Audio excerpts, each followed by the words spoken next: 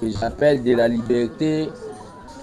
Nandengebo, s'il vous plaît, avec le téléphone là, ça ne va pas aller. Merci beaucoup à la presse de la liberté. Aujourd'hui, je vais communiquer à ma qualité de DG. Dans ma qualité de DG de la Raskin, c'est-à-dire à ma qualité de DG de la Raskin en charge des questions techniques, c'est-à-dire la régie d'assainissement de Kinshasa. Je remercie d'abord parce que souvent j'ai fait mes communications dans le lingala facile pour comprendre. Et na Chine basala appelé communication en français te basala en chinois. Nous devons valoriser la langue authentique. Et la mission que nous avons, c'est aussi une mission de sensibilisation de la population de la ville-province de Kinshasa, Naoba Bengi,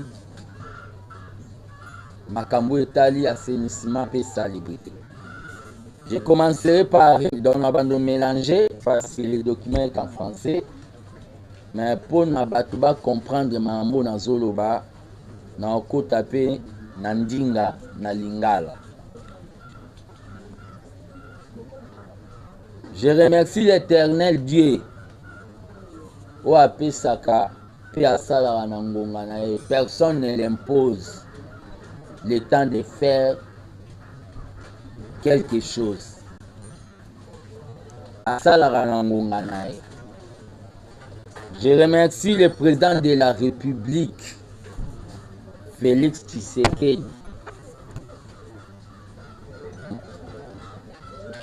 d'avoir validé facilement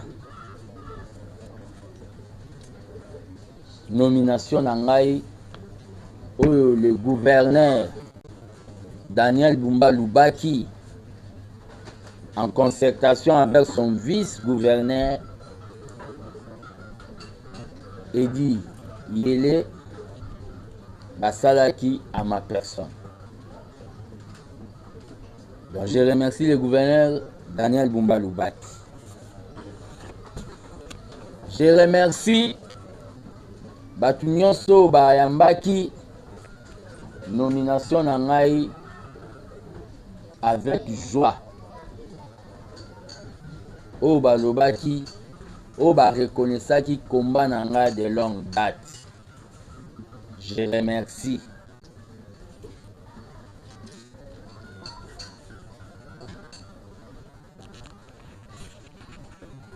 Nazo senga pe na batu oyo bamonai que je n'avais pas de qualité ya kozala nommé. Soki baza na savoir-faire, soki baza na ba connaissance, naza disposé ya koyoka bango pour tout ça babengi mission bapesi biso. Ça ne servira à rien kovandara koloba akokokate. Sokozoloba kokokate, vous avez ba idée oyo okokope sanga pona koka. Il n'y a jamais eu des hommes complets. Donc je suis disposé ya kuyamba bandeko nyonso, même na téléphone, même au baza musika pour bape sanga makanisi musapi moko sokola elongité. Donc je suis disposé, c'est ça le patriotisme. Raskin, aujourd'hui je parlerai beaucoup plus de l'assainissement, de la mission que mon chef Daniel Bumba m'a donnée. Raskin, c'est la régie d'assainissement de Kinshasa. Ils en ont 5 missions. mission liboso ya Raskin eza la propriété publique. Peto mission mibale ya Raskin eza lere tosali peto tozwi ba immondis ba déchets eza babengi évacuation. Troisième mission ya Raskin eza embellissement, c'est-à-dire le tolongoli place wana tongengisi yango mwa ba fleur mwa ba nini. Quatrième mission ya Raskin eza régulation, c'est-à-dire ko contrôler batu nyonso oyo basalaka misala ya bopeto ya assainissement. Pe cinquième mission ya Raskin eza lutte antivectorielle. Bomonaka na basera mobutu ba epompa, c'est-à-dire lutte antivectorielle. Bapesi biso mosalo ezali munene, mais rien n'est impossible à celui qui a le courage. Rien n'est impossible soki tosali yango biso nyonso bakinoise na bakinois. D'abord mosala eza munene. Nazobanda par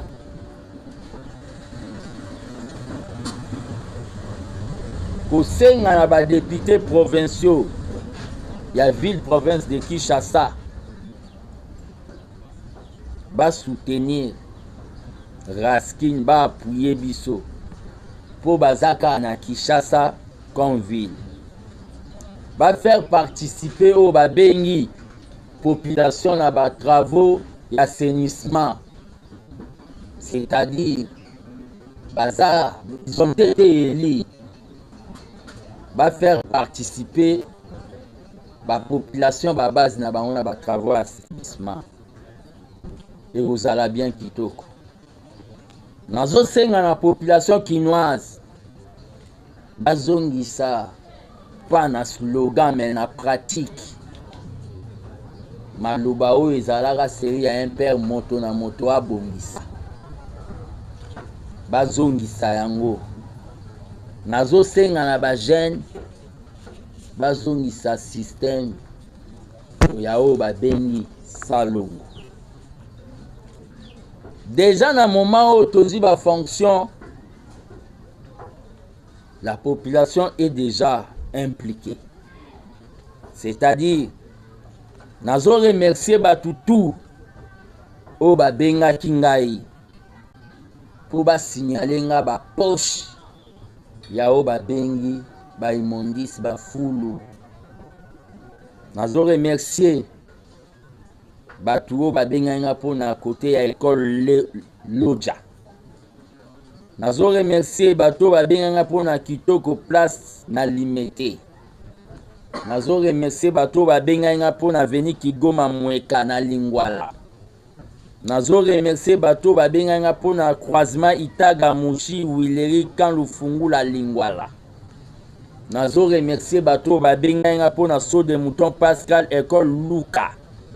Nazo remercier bato babenganga po na croisement Itaga Dodoma Barumbu. Nazo remercier bato babenganga po na rivière Munguludia kana Matete Lemba oyo esala débordement po na inondation. Nazo yebisa pe na bato nyonso bazolandanga na moment oyo. Appelez-moi pour m'indiquer o babengi bafulu ba salité ba place où ils ont un problème na plus 243 085 084 65 55. Je répète encore 085 084 65 55. Nayambanga moko et équipe et kokoma. Nazo sensibiliser ba kinois et kinois. na salubrité citoyenne, c'est-à-dire kotika kobwaka oyo babengi badeshe neti plastique, kobwaka yango na bamilie public mpe olobi ke eza balabala l'État. Non, tozala mpe discipliné. Nazo sensibiliser bango la protection de l'environnement. Avec Daniel Bumba Lubaki, dans les jours, dans un avenir proche, beaucoup de monde a bengi impression. Il y a des poubelles en sachet. Il y a 3 couleurs. Il y a 3 couleurs wana. Il y a des foufou. Il y a des plastique. Il y a des milangi ba métal. Ça permettra que na niveau ya bandaku déjà traitement ya ba déchets et ça la ma déjà tina oyo balobi ba station de transit. Ba station de transit eza bisika banda ko kotika ba fulu. Ezalaka plus de 61 au Union européenne ayaka nango nyonso ekufa. Mais ngai tant que DGA chargé en matière technique, je compte ma confiance oyo le gouverneur Daniel Bumba Pesingai qu'il mettra les moyens pour que je puisse réaliser mission au peuple Azozelanangai. Je vais proposer ma station de transit souterrain. Neti badal. Na mona kiango na Suisse. Na ba vidéo malgré na on a bima na kenda Europe. C'est-à-dire la station de transit souterrain. Pourquoi souterrain? Na kota na ba station de transit au Union européenne et Salaka. Les Salaka à ciel ouvert, ça pollue l'environnement. C'est pour cela quand il y a eu une problématique, il y a évacuation. Leur problème évacuation, c'est là qu'ils se soutaient sur le bêta qui bateau à Pembe, il y a une station de transit. Station de transit, les abisiko, bateau à poussou bayaka, batiki matiti, poba zomba memango, na place au Esengeli. Il y a transformation. Mais ça l'a mis que la station de transit en a tellement il y a polélé. Et pesa qui solo, et pesa qui maladie, et pesa qui banzis. Moi, tant que DGA, il y a régie, numéro 1, il y a assainissement, il y a ville, je suis en train de proposer une station de transit souterrain. Nazo lancé appel, Naoba Bengi, Nazo lancé appel.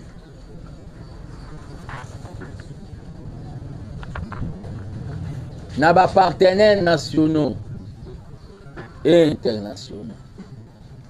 Pourquoi nationaux? Il y a des Congolais au Bazana Bangin. Par rapport na ba imondis au Tozanango, production ya ba imondis na ville na biso ya Kinshasa. Ça, les documents. Kinshasa produit beaucoup des immondices. Mais na Bangin au Tozanango na niveau de hôtel de ville. En attendant Oyo, le gouverneur Daniel Bumba assis à commander. Nazo lancé appel. Na ba Congolais au bazar na Bangin. Bozali na yango. Pe nazo senga na ba Congolais. Tosuka kaka te na osombaka ba 207. Tosuka kaka na yango te. Na osenga na ba Congolais ba na Bangin. Bakoka kobenga nga pe tokutana. Dans le but, to tchao ba bengi Arsenal, une machine d'offensive contre les immondices. Mais nasengi na bango bongo pe nayebisi na bapartenaire internationaux oyo bayaka lobi mpo bainvestir na makambo etali assainissement oyo bazwaka déception. Nazo assuré bango qu'avec Daniel Bumba Loubaki, ils ne seront pas dessus. C'est-à-dire, venez avec vos projets réels pour toyeba ndenge tosola pour elanga ya baimondis na Kinshasa eza monene. Donc on ne peut pas monopoliser ça kaka biso moko na niveau ya hôtel de ville. Nazosenga na bango lobi ozwaki déception, mais maintenant il est un combattant, un Tshisekidiste, des fondamentaux de Tiens Tshisekedi na ba fonction, vous ne serez pas dessus. Nazoya lisusu koyebisa na population bayebaki la ville de Kinshasa ndenge eza wana badeshe elongwaka eza nango kaka 25% nde balongolaka, 75% ya badeshe etikalaka à cause ya oyo babengi manque ya baengin, à cause pe ya oyo babengi absence ya volonté politique. Parce que dans Marambutu, c'est la volonté politique. Nous avons commencé à descendre. On n'a pas eu au Babengi les frais d'installation. Parce qu'on ne pouvait pas aussi donner les frais d'installation au moment où on a une salle qui remise et représentée. Mais dans les soucis patriotiques, nous avons fait au Babengi la descente na Makala, dans le quartier des bonhommes. Et nous allons continuer dans d'autres communes. Dans le moment où Tozoloba, nous lançons l'appel na batu nyonso au bazana domaine de l'assainissement. Notre objectif la ville de Kinshasa, de lutter contre l'insalubrité, de créer des emplois indirects, directs en faveur des Kinois. Comment on peut créer les emplois en faveur des Kinois? Lelo biso tout olula kalwalaba po bazana nini. Mais biso pe ba foule na biso eza richesse. Eza richesse na ndenge nini? Ce qui te mettre en place au balobi ba usine ya transformation ya ba déchets ya solo ya kobuba te. Ce qui te tie yango to sala ba pavé écologique na ba déchets plastiques, to kosala ba bengi carburant na ba déchets plastiques, to kosala o ba bengi ba fumier pona bilanga ya ba mama maraîchère na ba déchets plastiques. Donc Kinshasa pe ekoma na richesse nango moko oyo euti na ebele ya bafu babenga yango économie circulaire. C'est pour cela nous allons créer des emplois pour na bakinoises et des Kinois.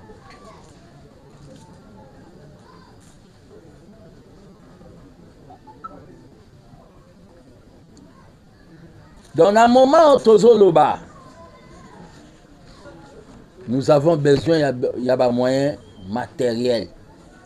Nous avons aussi besoin de moyens humains. Besoin de moyens matériels, c'est pour cela que je vais demander à son Excellence, Monsieur le gouverneur de la ville. Je commence par à son Excellence, Monsieur le Président de la République, Félix Tshisekedi, et à son Excellence, Monsieur le gouverneur de la ville, Daniel Bumba, qu'il y ait ce qu'on appelle exonération yao babengi baengin ya salubrité. S'il y a babengi exonération ya baengin ya salubrité, faire du Congo Allemagne et kozala réalisable. Pourquoi le président de la République avait dit on va faire du Congo Allemagne? Parce que l'Allemagne est le premier pays en matière d'assainissement. Nazo senga ba Congolais nyos. Il y aura une forte campagne de sensibilisation sur la discipline.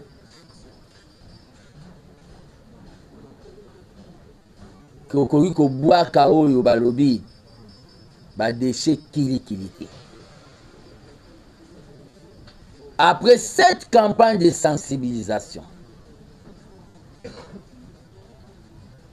nous allons peser de tout notre poids pour que boire à déchets et comme infraction. Nous allons peser de tout notre poids pour que boire à déchets et comme infraction. Namulanga mayo somba ki 500. Okoko mema ope nanda kuno ekomi 1 kilo. Ok, côté quand on a ba boutique à salubrité, autozo planifié à long terme pour ça. Mais ko bois kango après sensibilisation, après maté ya auto côté ya et ko ma pénalité. Nicolas Moulangas o ba bengi, j'ai dit ça. Nicolas Moulango ba bengi, il y a 500 francs. Au coup qu'on fout taper amende à 50 000. Et les gens vont applaudir. Je dis, je vous remercie.